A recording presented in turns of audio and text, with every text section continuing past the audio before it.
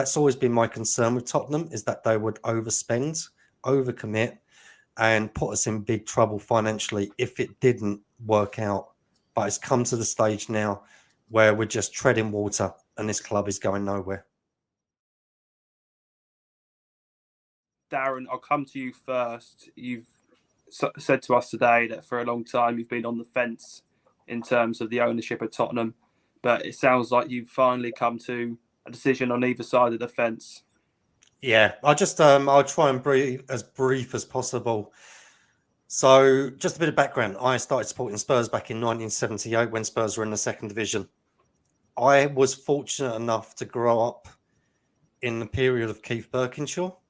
So between 1978 and 84, we won 3 trophies, 2 FA Cups and the UEFA Cup. I was blessed. This is what I thought Spurs were all about: entertainment, winning trophies. We start moving into the 90s and we're a mid-table team. No direction. 2001 comes along, ENIC. Brilliant.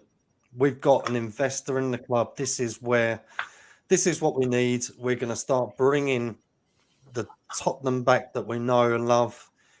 We're going to be competitive at the top. That's 22 years ago now.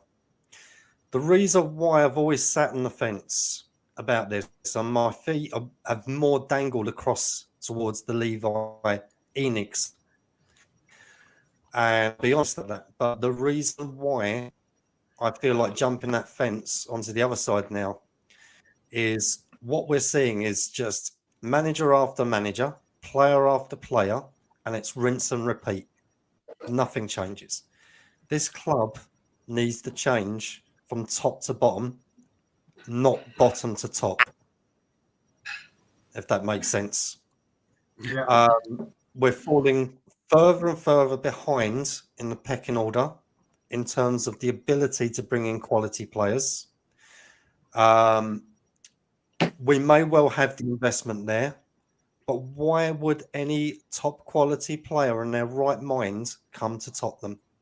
It's certainly not for the money, because we know how much of a stickler Levi is in terms of wages, and it's not for success.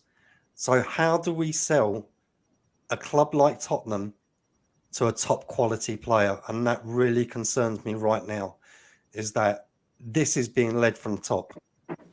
And by changing things at the bottom, all we're going to see is a rinse and repeat.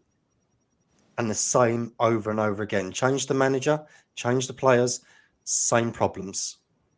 And that's why I've come to the conclusion that this club needs a radical overhaul and take away this DNA of failure.